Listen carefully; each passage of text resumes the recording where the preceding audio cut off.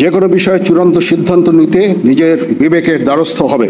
তোমরা ভুলে যাবে না, তোমাদেরকে গড়ে তুলতে দেশের খেটে খাওয়া মানুষের অনেক অবদান রয়েছে। মনে রাখবে, আমাদের জীবনে ধর্মীয় মূল্যবোধের চর্চা ও ধর্মীয় অনুশাসন মেনে চলার গুরুত্ব অপরিসীম। এই দেশের সি লাইন অফ কমিউনিকেশন রক্ষার দায়িত্ব তোমাদের। আজকের দিনটি সকলের জন্য আনন্দের দিন, কারণ বিএনএতে দীর্ঘ 3 বছরের কঠোর প্রশিক্ষণ শেষে আজ তোমরা বাংলাদেশ নৌবাহিনীতে কমিশন লাভ করতে যাচ্ছ। এই জন্য তোমাদের জানাই আমার আন্তরিক অভিনন্দন।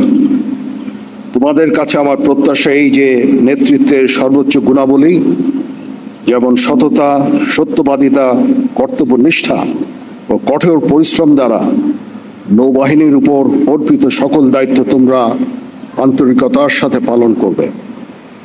তোমাদেরকে যে কোনো ধরনের চ্যালেঞ্জ গ্রহণের জন্য সবসময় প্রস্তুত থাকতে হবে। সামরিক চেতনা ও মূল্যবোধকে সমুন্নত রেখে এবং যে কোনো সিদ্ধান্ত গ্রহণের ক্ষেত্রে দেশপ্রেমকে সর্বোচ্চ গুরুত্ব দিতে হবে। তোমাদেরকে সাহসিকতার সাথে সকল পরিস্থিতি মোকাবেলা করতে হবে। তোমরা প্রতিনিয়ত নিজেদের সক্ষমতা বাড়াতে সর্বদা সচেষ্ট থাকবে। নৌবাহিনীর দীর্ঘদিনের ঐতিহ্য, রীতিনীতি, সুনিয়ন্ত্রিত জীবনযাপন পদ্ধতি মনে প্রাণে সর্বদা গ্রহণ করবে এবং নিজেদেরকে শারীরিক ও মানসিকভাবে সর্বদা প্রস্তুত রাখবে। মনে রাখবে, তোমাদের উপর অর্পিত হবে নৌবাহিনীর ভবিষ্যৎ নেতৃত্ব দানের গুরুত্বপূর্ণ দায়িত্ব। বাংলাদেশ নৌবাহিনীর মূল মন্ত্র শান্তিতে সংগ্রামে সমুদ্রে দুর্জয়,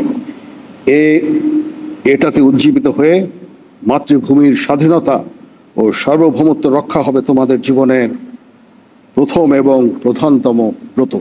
আমাদের বাংলাদেশের জন্য নৌবাহিনী একটা অত্যন্ত গুরুত্বপূর্ণ প্রতিষ্ঠান। আমরা প্রতিনিয়ত চেষ্টায় রত আছি এই নৌবাহিনীকে উত্তরোত্তর সমৃদ্ধি করতে বিভিন্ন ধরনের জাহাজ, সাবমেরিন সংযোজনের মাধ্যমে। আমাদের সি লাইন অফ কমিউনিকেশনকে রক্ষা করা অত্যন্ত গুরুত্বপূর্ণ। আমাদের দেশ আমদানি রপ্তানি নির্ভর একটা দেশ। এই দেশের সি লাইন অফ কমিউনিকেশন রক্ষার দায়িত্ব তোমাদের। তোমরা ইনশাল্লাহ তোমাদের চাকরি জীবনে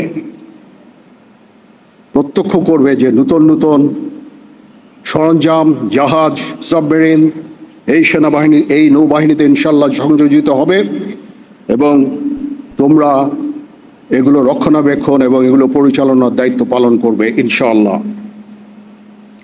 নৌবাহিনী একটা অত্যন্ত স্বনামধন্য প্রতিষ্ঠান, যেখানে শৃঙ্খলা প্রধান চালিকা শক্তি।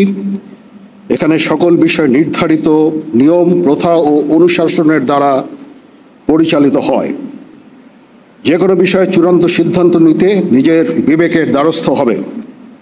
তোমরা ভুলে যাবে না, তোমাদেরকে গড়ে তুলতে হবে দেশের খেটে খাওয়া মানুষের। তোমাদেরকে গড়ে তুলতে দেশের খেটে খাওয়া মানুষের অনেক অবদান রয়েছে।